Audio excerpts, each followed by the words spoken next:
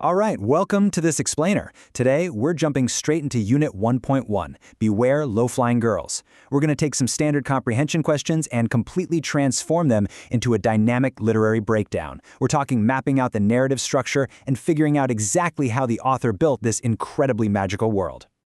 Okay, here's our game plan for today. First up, setting the scene. Second, a very special code. Third, the wisdom of birds. Fourth, taking flight.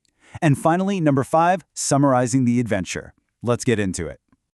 Now, before we actually tackle the questions from the source material, we really need to nail down the core skill we're using here, finding explicit information. What does that mean? Well, it's just the clear, direct facts that the author puts right there on the page for us. We're not guessing, and we're not reading between the lines. Actually, think of it more like being a literary detective. We're pointing directly at the text to pull out our answers. All right, Section 1, setting the scene.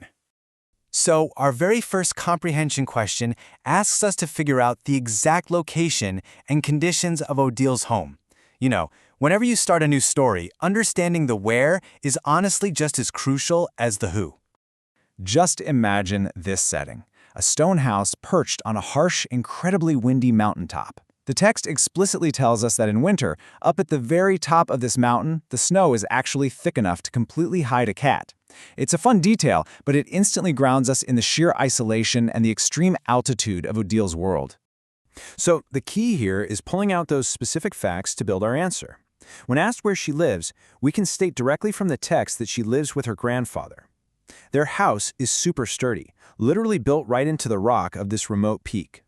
And the conditions? Oh, they're tough. We're talking relentless strong winds and harsh winter weather that actually requires keeping a fire burning inside all year round. Moving right along to Section 2, a very special coat. Question 2 wants us to find the explicit details about the exact coat Odile decides to put on. Now, in adventure stories, everyday objects usually hide some major significance, right? So we really need to pay close attention to how the author describes this particular coat. And the author absolutely nails the sensory details here, making the world feel so lived in. Our explicit information shows it is not just any coat. It's her father's old, oversized coat that completely swallows her up, hanging down past her knees. It used to be this deep cocoa bean brown, but is faded to, and I love this, the color of an elderly shoe. But the best part? It smells faintly of horses and wood smoke.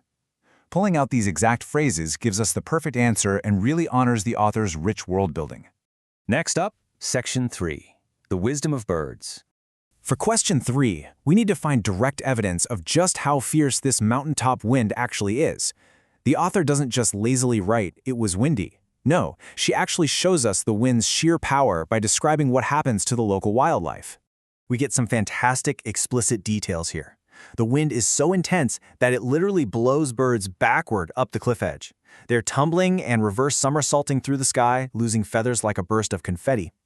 And, even crazier, the wind is so strong it blows irate seagulls straight through the front door and directly into Odile's lap while she's just trying to read by the fire. It's such a beautifully chaotic scene that tells us absolutely everything we need to know about this weather. Question 4 zooms in on the dialogue. We're looking for the grandfather's specific instructions about these crazy, wind-blown birds. Whenever you need explicit information from dialogue, always grab the direct quote. Her grandfather tells her, "Always be polite to birds. They know more than they let on."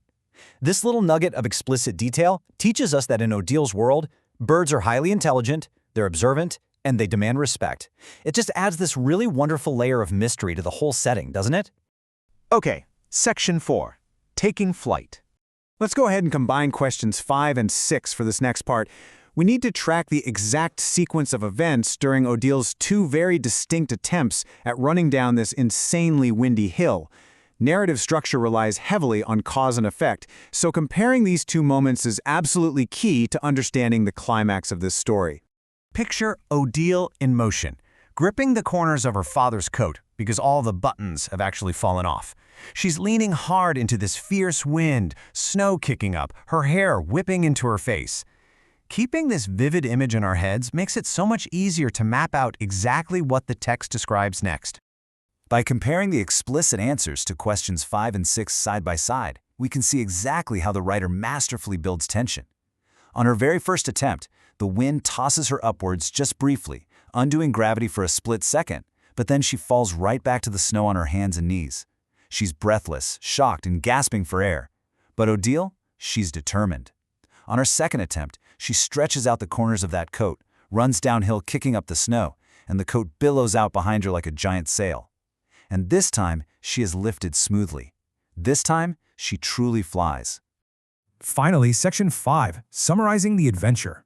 The final question, question 7, challenges us to take all of these little micro details we've been exploring, the setting, the coat, the crazy wind, the action, and actually synthesize them into one cohesive narrative summary, but using our own words. We can beautifully reconstruct our answer by breaking the summary down into 4 simple chronological steps. It makes the whole thing incredibly easy to digest. Step 1, we establish the setting and the prop. Odile is on a windy mountaintop wearing her father's massive coat. Step 2, the inciting incident. She runs downhill and is briefly lifted into the air. Step 3, the reaction. Questioning if the flight was actually real, she determinedly tries again. And Step 4, the resolution. The wind catches the coat fully and she soars. Just by pulling the most vital explicit information, we've crafted a perfect, concise summary of the entire adventure. As we wrap up today's explainer, I want to leave you with a thought. We've seen exactly how finding explicit information helps us deeply understand Odile's incredible discovery. But bring it back to yourself for a second. Think about how discovering a magical skill in a totally mundane object, like an oversized, elderly shoe-colored coat, would completely change your world. What adventures would you seek out, and what mysteries might you uncover if you could just catch the wind? Keep reading, keep asking questions, and always keep an eye out for those brilliant little details hiding right there on the page.